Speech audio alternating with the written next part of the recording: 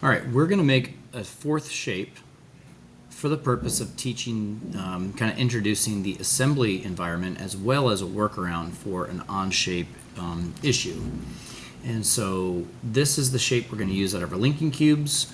I've just got these blocks kind of sitting there freely right now, but we're going to start with a sketch of that elbow shape, and then we'll extrude that, the depth of the blocks, 0.75, and then we plan to add a couple other squares that line up with those two and extrude those as well, 0.75, okay?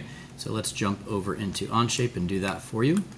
I do need to start a new sketch. I'm working inside the same part studio where we're just kind of still making some of our very first shapes and drawings to learn this tool called Onshape. So I do need to start a new sketch. I'm going to use the front plane again, and did it not choose the front plane? There you go. I'm going to hide those planes and turn straight on, and I'm just going to work kind of diagonally down from that one so I don't get any geometric constraints of horizontal and vertical. All right, so for this first one, I'm going to do a rectangle that is dimensioned to be a square of 1.5 by 1.5, and then I'm going to make another square nested inside that's 0.75 by 0.75. Basically, this square's purpose is to kind of create a region within the bigger square that I don't want to extrude.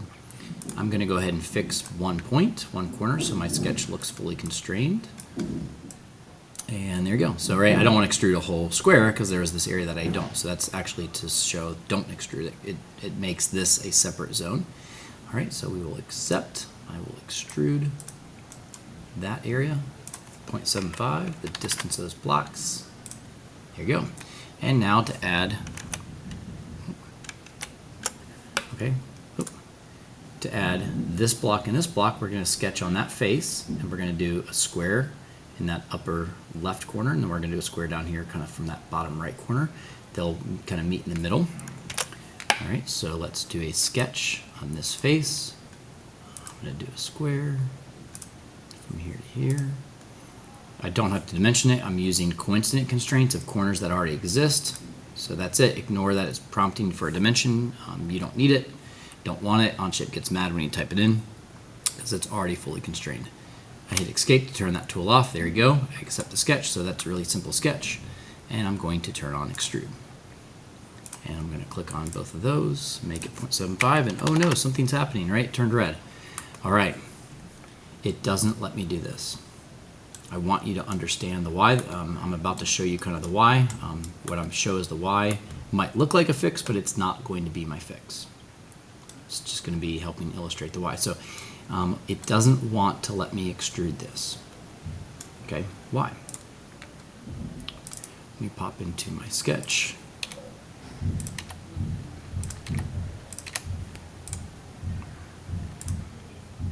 Let me remake this. All right, before we connected right here, I'm going to fall short of connecting. And let's see, extrude. I got to deselect from before. Okay. So now it looks like it works, right? Looks like the shape. Well, why did it allow it this time and not the other time? You guys hopefully saw what I did. When I brought that corner of that second square up, I didn't go all the way to that point. I left a little space. Onshape does not like or allow a perfect edge-to-edge connection within a part. I'm not exactly sure why. The only other CAD program I've used and learned is called Autodesk Inventor, and within Inventor we could make this shape. So switching to Onshape, this was a surprise that I couldn't do that. If I go back in and edit that sketch, it doesn't have to have a gap between them. It just can't be an edge-to-edge connection. So as long as there's some overlap, right, I could have a little bit of overlap space there. Doesn't even need to be a lot, but okay, that kind of changes the selections. Let me just kind of reselect the geometry.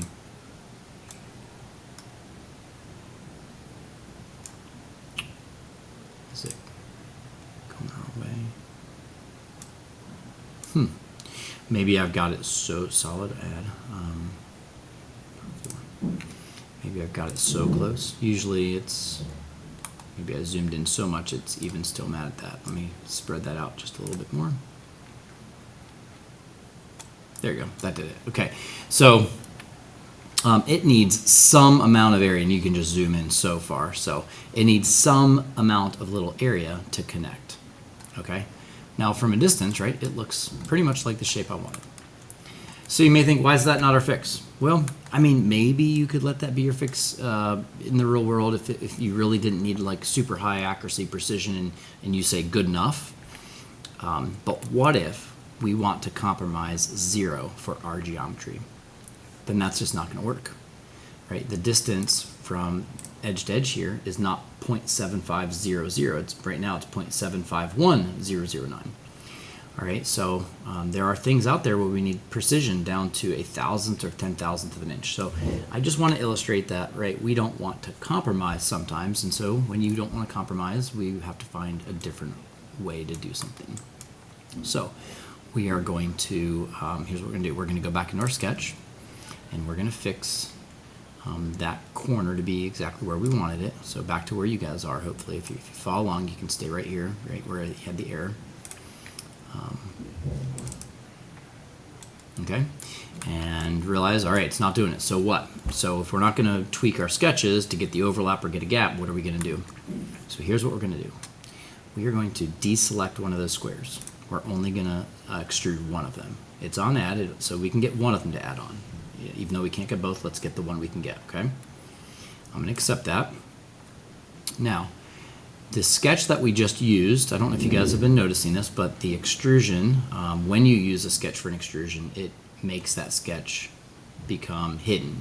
So you notice it's grayed out, it's gray, and the eyeball has the slash through it. So I'm actually going to use it again. So you can't use a sketch while it's hidden. So I'm going to hit the eyeball to make it visible again, and I'm going to extrude again. And I might think I'm being smarter than Onshape by kind of tricking them, doing them one at a time, right?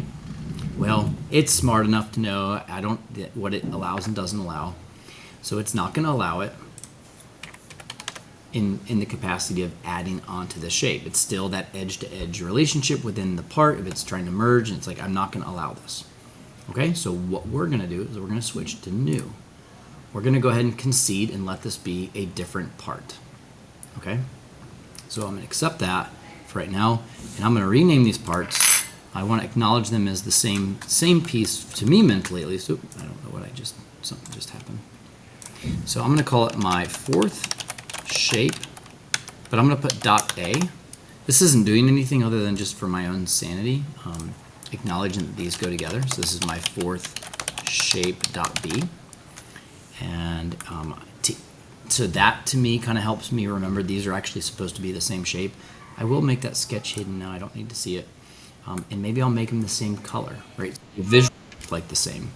So pick a color you want. I don't want to spend a lot of time on that, but just, I don't know, color, maybe that's not in my part studio. So that's from the top right corner, go down one. I'm going to do the same. This is right click on the part, edit appearance, picking the same color, okay? So there's no way to get rid of that line. These really are technically two separate pieces. You can see that you can turn the visibility on and off on them independently, but we do want them to behave like they're a single piece. Okay, so and they're not going to behave separately. In other environments of CAD, like say going to a drawing, if I go to add a drawing here for this part, I go to insert, they're separate pieces, right? They're not one object. There's my four shape dot A and there's my four shape dot B. So I would be forced to pick one or the other, and I don't want to do that. I want to bring it onto the drawing as a solid shape as best I can. So, all right. So what am I going to do? Well, we're going to head over to the third tab of our Onshape area that we haven't used yet, called the assembly. We're going to bring. I got to delete this from before. Okay. It looks kind of like a part studio. You have the view cube. You've got an origin floating out there. You've got kind of a browser area. You've got a bunch of tools. There's nothing right here. We just have different tools, and notice it doesn't say sketch. It says insert.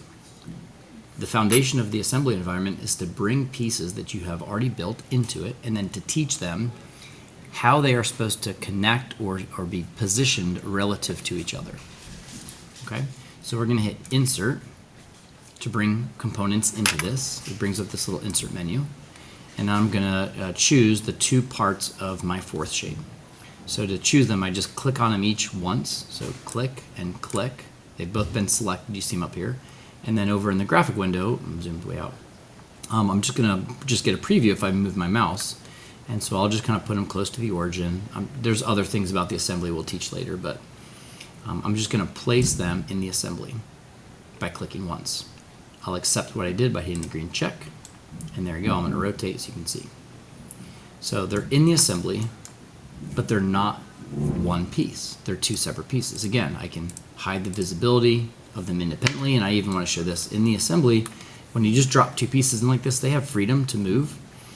To move them, if you click apart, it brings up this little triad where you can grab the arrow tips, one arrow tip at a time, click and hold on it, and you can drag the object in space. You can change where it is. So it's not that I'm wanting to move them right now, but I'm wanting to show you that they're independent. Not only can you move them by sliding them, you can also click at the arrow tips, these little arcs, and you can rotate them.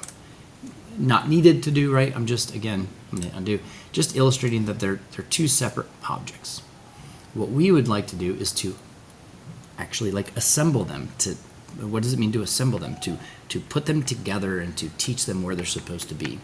And there's a way to do that using a tool called the Fastened Mate tool.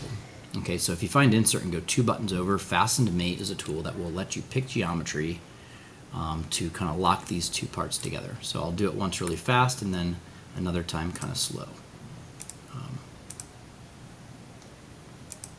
Kind of explain what I'm doing. But the result of creating that mate is this. If I go to select, say this is part B, I go to select that part and say I want to move it, part A goes with it. They're now connected. If I went to go rotate part B, part A goes with it. Okay? So how did I do that? Let me undo. Okay. So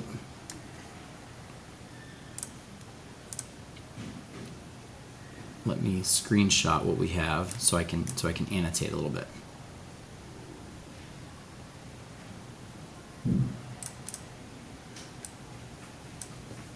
Okay, so what I'm trying to do is get this face right here, let's see, that was part A, to mate with this other part where that face is face B. I need to pick out two faces that are going to become coplanar, and that these two faces are going to be flush or coplanar to each other when it's connected the way I want. All right, so I need to visually kind of understand when I do an assembly how they're connected.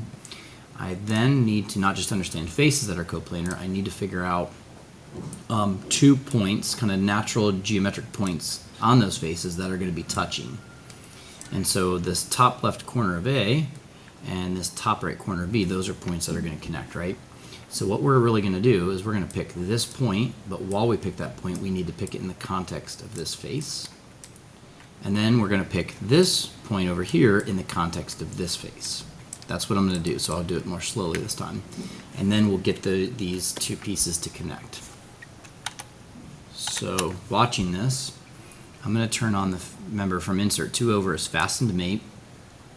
I'll do this one first. If you put your mouse in the center of this face, notice that the edges highlight, and you get all these little white dots around the corners. Those are the edges, the corners, and the midpoints.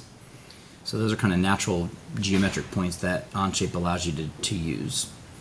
So, and notice with the edges highlighted, there's like a little disc symbol that looks like it's coplanar with that face. So I'm going to slowly move the cursor while this face the edges are highlighted towards that corner. And I don't even have to move the cursor all the way there. I start moving it until that disc jumps, that symbol. And once it's to the corner I want, I'm going to select it. I do not move my cursor all the way to the corner because that disc can reorientate. It can orientate to match the top or the side or some other face. So making sure it's in the right orientation for this face, I'm going to slowly go towards the corner, and as soon as it jumps, I'm good. So if I click right now, I'm selecting both that corner and this face. Once I make a selection, it shows up in this box. Now I'm going to come over here to this face and repeat the same thing. I want that face. Now, also make sure you're looking at it kind of more straight on so you can see. I had a student that had it tilted a lot, and it was hard for them to get the corner they wanted. Okay, so with this face, right, go from the center, you get the edges of it highlighted, and start moving towards that corner, that upper right corner. Once you've got it, click. Remember, I don't go all the way to the corner. Oop. Sorry. I don't go all the way to the corner because it could reorientate to match the top or the side. So I go from here towards it. Once the disc jumps, I click, and they snap together. I'm going to accept that. This is saying, do you want to make a second fasten mate? I don't, so I close it. But now I can prove it to you by clicking on one of these, grabbing the arrow, moving it, and you see that they move together as a group. Okay? So that's it. But now let's go back to the drawing. The idea of do these act as one. So yeah, now I can treat them as one in a drawing sheet or in other areas. If I go to insert, let's say a picture of my fourth shape, I go insert, insert, and I see these, except, oh, there's still two parts, right? Well, here's the difference. Instead of looking in the part studio, we will now look in the assembly. We have assembled two parts to become one new bigger piece. So that happens in the assembly. So we're looking in the assembly tab of this insert menu. I will choose that assembly. Let's see, I'm going to put my scale at 1/2. And I'm going to now place views just like I did before. So there's my inserted view, and now I'm going to project views. And I can project from whatever's my front, my top, my left, my bottom, my right, project the right further to get the back, and my isometrics. So just like making our first multi-view drawings, the only difference for this drawing is that we inserted an assembly instead of a part. All right, so you now have seen how to mate two pieces together.